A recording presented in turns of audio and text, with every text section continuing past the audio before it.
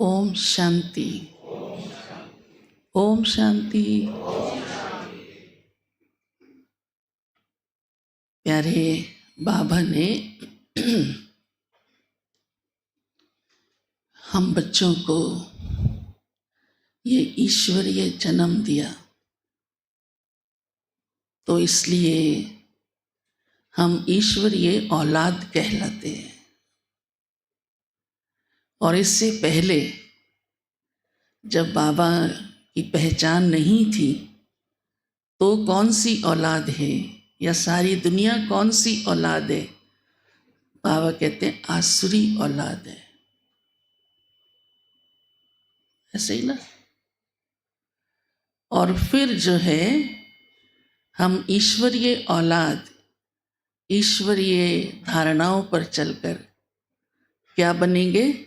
दैवी औलाद। सतयुग में कहलाएंगे, बोलिए, दैवी औलाद।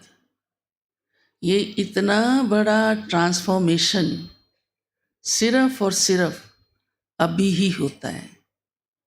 आसुरी से बने ईश्वरीय और ईश्वरीय से बनेंगे दैवी, क्योंकि ये बनाने वाला शिव बाबा है स्वयं। ये बात भगवान ही कर सकता है बस, और कोई नहीं कर सकता। ना कोई आसुरी से दैवी ईश्वरीय बना सकता है, और ना ईश्वरीय से दैवी बना सकता है, क्योंकि इसका ज्ञान भी प्यारा बाबा ही हम बच्चों को आकर देता है कि ये संगम युग है। और युग परिवर्तन का, सिर्फ युग ही नहीं, कल्प परिवर्तन का समय है। यही सबसे इम्पोर्टेंट समय है, संगम युग। ये ईश्वरीय जन्म, हम ईश्वरीय औलाद बनते हैं। जिसने इस समय की वैल्यू समझ ली वो इसको व्यर्थ नहीं करेगा। कोई भी मनुष्य समय अपना खुद व्यर्थ करता है, कोई दूसरा नहीं करता उसका। अगर वो उस कायदे से चलता ही नहीं, समय को सफल करता ही नहीं, ईश्वरीय कहना मानता ही नहीं, तो उसने स्वयं बर्बाद किया अपना समय ना। कोई किसी का समय बर्बाद नहीं करता। हाँ, जो डायरेक्शन मिले उस अनुसार चले तो कभी समय बर्बाद हो ही नहीं सकता। तो बाबा ने आज कहा है कि ये परिवर्तन इसी समय होता है। अन्य कोई युग में कोई ईश्वरीय औलाद नहीं बनता। भले कहते रहते हैं हम ईश्वर के बच्चे हैं, तुम मात पिता हम बालक तेरे, परंतु मात पिता की पहचान ही नहीं तो बालक कहाँ से बने? तो बाबा ने कहा तुम बच्चों को इसलिए ये निश्चय भी चाहिए और ये नशा भी चाहिए। निश्चय कि अब हम भगवान की संतान हैं। नहीं तो क्या होता है, आप अपने आप को साधारण जैसे और लोग हैं, दुनिया वाले हैं, ऐसे कंपेयर कर लेते हो। नहीं, उनको तो पहचान भी नहीं मिली। और आप कौन हो? कितना अंतर है। आसुरी औलाद और ईश्वरी औलाद में अंतर नहीं है, जमीन आसमान का अंतर है। आपको रोज ईश्वरीय मत मिल रही है।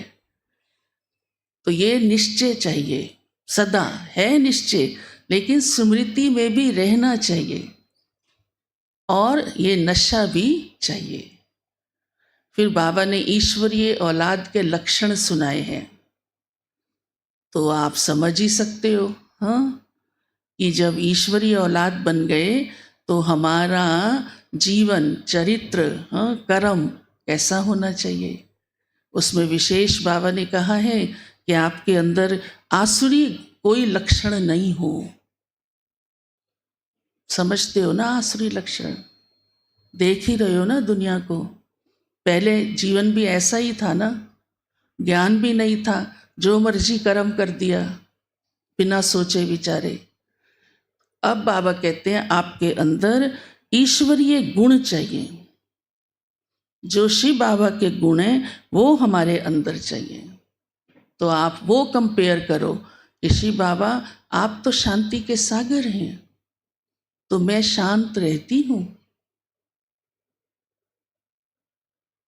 ऐसे एक एक गुण को सामने लेके, गुणों का भंडार है ना शिव बाबा, चलो देवता जीवन तो सतयुग में होगा, और ईश्वरीय गुणों से ही दैवी गुण आते हैं। ये पहले भी हमने एक बार इसके ऊपर क्लास कराया था, गहराई कनेक्शन है। एक ईश्वरीय गुण की धारणा आपके अंदर कई दैवी गुण लाती है। जैसे मान लिया जाए छोटा, पहला ही सबसे सिंपल गुण की धारणा कि मैं शांत हूँ। जितना शांत रहेंगे आपके अंदर क्या आएगा? क्या आएगा? नम्रता,